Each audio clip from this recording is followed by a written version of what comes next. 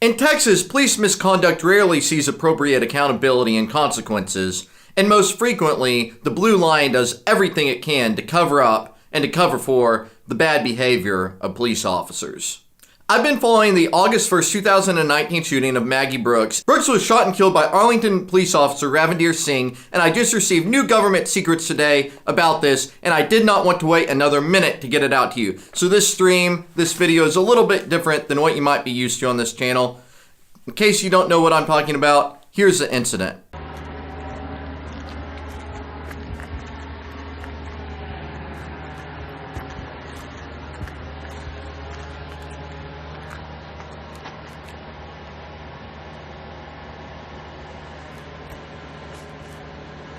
Nobody. Ma'am!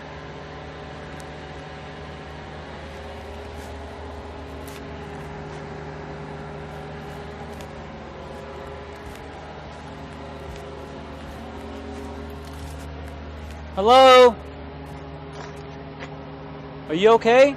Is that your dog? Can you get back? 243 shots fired.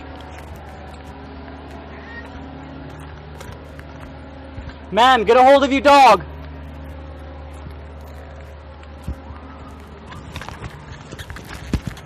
It's so sad and shocking. It just never should have happened. So let me tell you what I've learned. So Singh, this is his personnel status report from the state Texas Commission on Law Enforcement. It tells me that he's a graduate of New England College. He is a brand new police officer. He finished his police academy on February 18th, 2019. He finished his police officer field training at the end of June 2019. So he was only a month out of formal training when he murdered his first victim.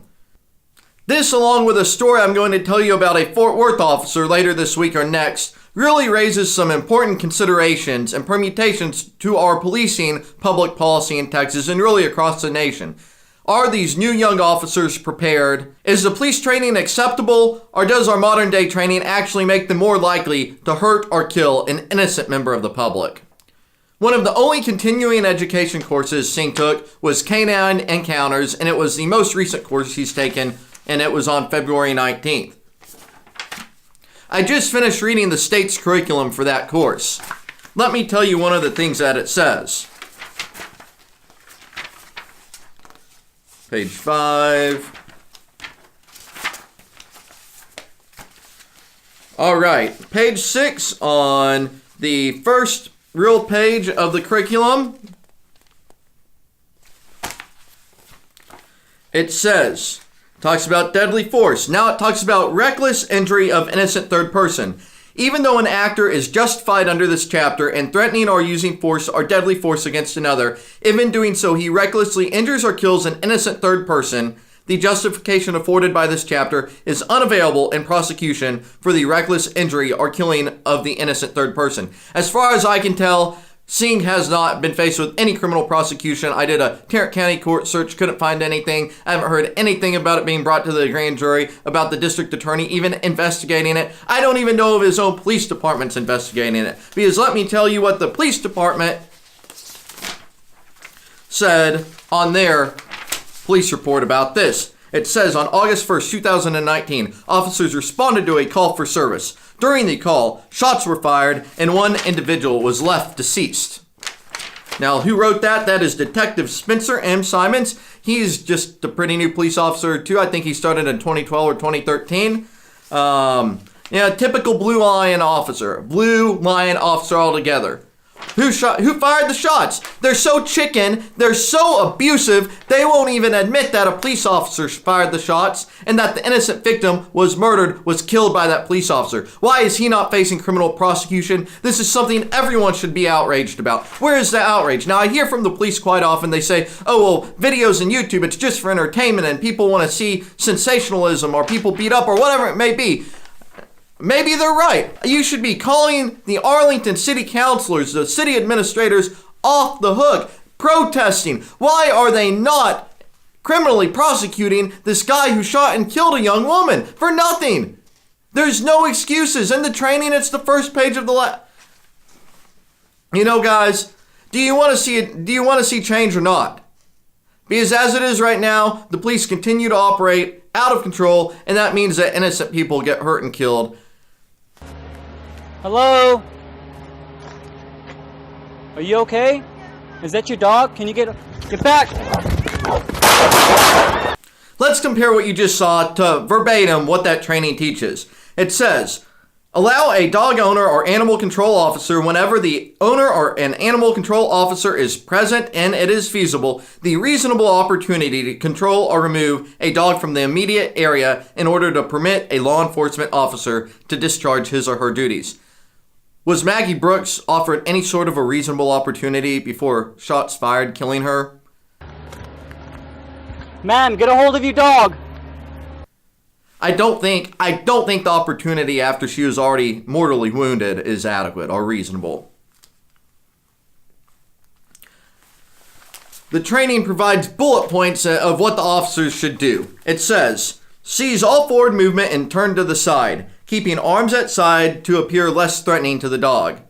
Never stare. Speak calmly to the dog in a friendly tone while scanning the surroundings for escape routes that will not bring the officer closer to the dog and for barriers that can be used for protection in case of escalation. Now, what did we see? Did he remain silent or calm? No, he yelled in a very threatening manner at the dog's owner. Do not yell or scream and never run. Well, there you go. Brace yourself. A canine attacking at a full run is no match for a human. Stay calm and loose, bracing yourself just before impact.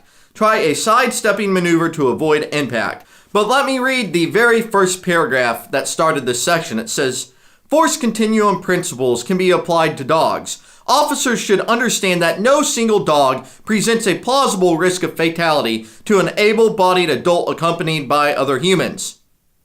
In fact, only a very few dogs of the very largest types can match the force potential of even an unarmed human.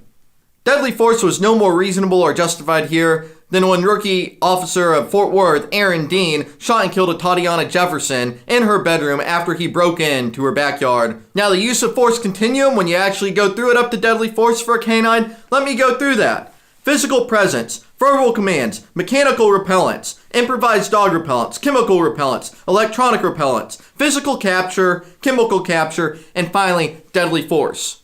He skipped all the way, pedal to the metal, boom, you're dead. Unacceptable. While Officer Singh's actions may have been somewhat on the spur of the moment, the cover-up and the abusive and illegal actions of the City of Arlington officials and covering up public information, delaying public information, that was very deliberate. That was thoughtful, and there's no excusing it. Those people should be banned from public service and government employment for the rest of their lives. I spent dozens of hours getting the public information relating to this case, despite all the obstruction and illegal actions on behalf of the City of Arlington. Still, they continue to break the law by refusing to provide me the very same body camera that they provided to others. Even after the Attorney General had ruled on my request, the city still refused to follow the law. On October 31st, I wrote to them, do you enjoy breaking the law, or did someone order you to do it? If you are being ordered to break the law, please inform me of the persons giving the illegal directives. The Attorney General specifically ordered the city to release the information I requested. Do it now, or civil and criminal complaints will start flying. The very next day, on November 1st, they released Officer Singh's name. He resigned from the department. That's right, he resigned. They didn't fire him. In most departments, he would have been clearly very easily under the probationary officer time period of just a month out of field training. They can generally let them loose just like that. Instead, they decided to protect their bad Blue Lion officer. And in fact, they became even worse officers doing that protection. It's a government club, a police club, a union club that has to be broken up. Even then, the city waited another week to give me the information I requested. It's becoming clearer and clearer to me that at many cities, they lie and break the law more often than they tell the truth or follow the law. And let me put this into perspective how, with all these laws and all this justice in courts and prosecutions, jails and prison, you would think that someone who kills another would be held accountable. But what all these laws have allowed is for political discretion. If the people in power like someone, They go free. If they don't like someone, it doesn't matter if you've committed a crime or not. You're going to prison or you're paying huge fines.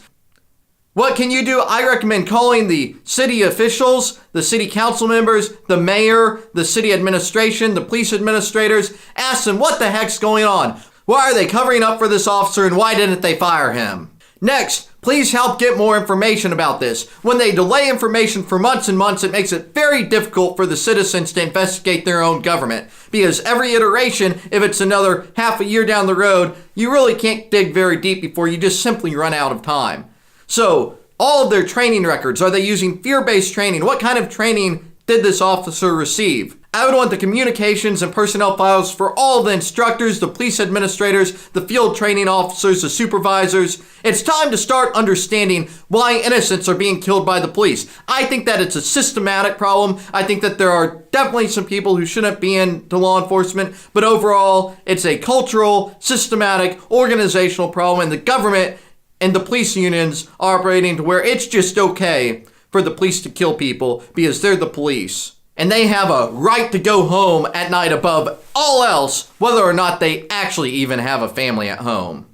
I intend to keep on this story and hold the city accountable for their violations of the public information laws. And I hope to get more information about this as well. In the comments, I'd like to know what you think. What can be done about the police training, the police culture, whether these rookies are even prepared to be out on the streets with a gun and alone.